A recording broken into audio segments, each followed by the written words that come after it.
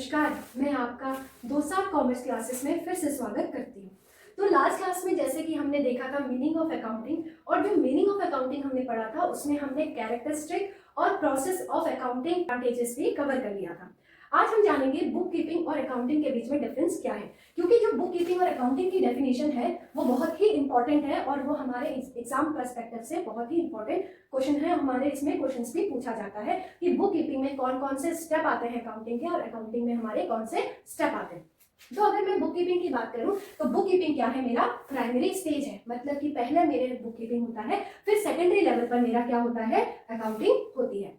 अब मैं बात करूं इसमें मेरे कौन कौन से अकाउंटिंग के प्रोसेस आते हैं। सबसे पहला मेरा आइडेंटिफिकेशन, मैंने आपको बताया था आइडेंटिफिकेशन में हम क्या देखते हैं, B+M जो हमारा बिजनेस से रिलेटेड ट्रांजेक्शन है, प्लस मेजर करते हैं, रिकॉर्डिंग, क्लासिफाई। तो हम क्या बुक कीपिंग में करते हैं, आइडेंटिफाई करते हैं, मेजर करते हैं, रिकॉर्ड करते हैं और क्या करते हैं, हम क्लासिफाई करते हैं। अब अकाउंटिंग में मैं क्या करती हूँ, समराइज करती हूँ। समराइजेशन मतलब कि मैं उसमें ट्रायल बैलेंस प्रिपेयर करती हूँ, प्रॉफिट एंड लॉस प्रिपेयर करती हूँ और अपना बैलेंस शीट प्रिपेयर करती हूँ, उनको एनालाइज करती हूँ, फिर मैं क्या करती हूँ, कम्युनिकेट करती हूँ। क्या करें, हम समराइज करें। समराइज मतलब कि हम ट्रायल बैलेंस प्रिपेयर कर रहे हैं, बैलेंस शीट प्रिपेयर कर रहे हैं और प्रॉफिट और लॉस प्रिपेयर कर रहे हैं, उनको एनालाइज कर रहे हैं, फिर मैं क्या कर रही हूँ, कम्युनिकेट कर रही हूँ। अब जो मेरा दूसरा है वो क्या है, मेरा बुक कीपिंग क्या है, मेरा रूटीन फंक्शन है। रूटीन मतलब कि मैं इनको करूंगी ही करूंगी, और ये मेरा क्या है, एनालिटिकल फंक्शन। एनालिटिकल फंक्शन क्यों है, क्योंकि यहाँ पर मैं क्या कर रही हूँ, एनालाइज कर रही हूँ, मेरा कितना प्रॉफिट हुआ है, मेरा कितना लॉस हुआ है, उनको मैं एनालाइज कर रही हूँ। इसीलिए अकाउंटिंग क्या है, मेरी एनालिटिकल फंक्शन। अब आते हैं हम बुक कीपिंग करता कौन है। बुक कीपिंग किसके द्वारा की जाती है, मेरे जूनियर स्टाफ द्वारा की जाती है। उसी तरीके से मेरी जो अकाउंटिंग है वो कौन करता है, सीनियर स्टाफ। अब जो आते हैं हम, ये मेरा क्या है, इसमें मेरी बुक कीपिंग में मेरी जो लिमिटेड नॉलेज है, कोई भी कर सकता है रिकॉर्ड करना, उसमें मेरी लिमिटेड नॉलेज अप्लाई होती है, और अकाउंटिंग में मेरा क्या है, higher level of knowledge apply होती है। आई होप आपको बुक कीपिंग और अकाउंटिंग की जो डिफरेंस है वो समझ में आए होंगे। अकाउंटिंग और ये जो ऑब्जेक्टिव्स ऑफ अकाउंटिंग है ये बहुत इंपॉर्टेंट है। ये एमसीक्यूज में किस तरीके से पूछा जाता है, आपको 3 ऑप्शन दिया जाएगा, maintenance of record of business transaction, calculation of profit और loss account, depiction of financial position, और जो लास्ट ऑप्शन है वो आपको कुछ भी कह दिया जाएगा कि recording of an non economic event. तो आपका जो ऑप्शन हो जाएगा वो फोर्थ वाला हो जाएगा, क्योंकि वो हमारा ऑब्जेक्टिव नहीं है। तो इसीलिए ये जो ऑब्जेक्टिव्स है ये बहुत ही इंपॉर्टेंट ऑब्जेक्टिव है। अब इन ऑब्जेक्टिव्स पर आते हैं। अब किसी ना किसी के, अगर मैं कुछ भी कहूँ, अगर मैं आप लोग पढ़ाई कर रहे हो तो आपका ऑब्जेक्टिव क्या है, एग्जाम क्लियर करना। मेरा ऑब्जेक्टिव क्या है कि आप लोगों तक यूजफुल इंफॉर्मेशन प्रोवाइड करना, जो भी आपको यूजफुल लगे वो सारी इंफॉर्मेशन प्रोवाइड करना। तो इसी तरीके से हमारी जो अकाउंटिंग है उसके भी कुछ ना कुछ ऑब्जेक्टिव्स हैं। तो जो सबसे पहला ऑब्जेक्टिव है मेंटेनेंस ऑफ रिकॉर्ड, तो हम रिकॉर्ड मेंटेन करते हैं। अब एक इंसान है, अगर एक ह्यूमन की बात करूं तो जो ह्यूमन की मेमोरी होती है फॉरगेटिंग मेमोरी भी होती है। आपने बीएड में, अगर आप लोग बीएड से रिलेटेड है तो बीएड में भी पढ़ा होगा, तो फॉरगेटिंग होती है तो इंसान भूल जाता है। तो एक बिजनेस की बात करूं तो वो बहुत सारे ट्रांजेक्शन करता है एक दिन में, कितना सेल करता है, परचेस करता है, पेमेंट करता है, किसी से पैसे मिलने हैं, किसी को पैसे देने हैं, सामान खरीदना है, सैलरी देनी है, वेजेस देनी है, तो वो सारी चीजें वो याद नहीं कर सकता। तो इस वजह से हम क्या करते हैं, उसका एक रिकॉर्ड मेंटेन करते हैं। तो अकाउंटिंग का जो पहला ऑब्जेक्टिव है, रिकॉर्ड करना बिजनेस ट्रांजेक्शन को, रिकॉर्ड मेंटेन करना।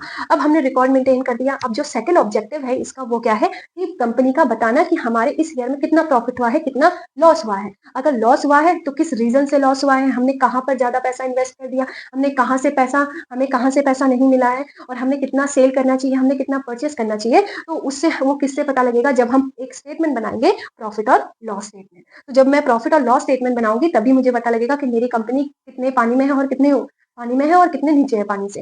तो कितना मेरा प्रॉफिट हुआ, कितना मेरा लॉस हुआ। तो जो इसका मेन ऑब्जेक्टिव है वो क्या है, कि प्रॉफिट और लॉस को कैलकुलेट करना।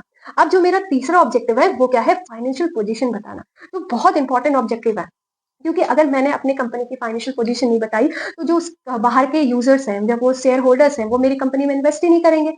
जब उनको मेरे फाइनेंशियल पोजीशन के बारे में पता ही नहीं है कि ये कंपनी कौन सी है, इसके पास कितना एसेट्स है, कितनी इसकी लाइबिलिटीज है, ये कौन से बिजनेस है, इनका प्रॉफिट कितना रहा है प्रीवियस ईयर में, तो वो मेरे कंपनी में इन्वेस्ट नहीं करेंगे।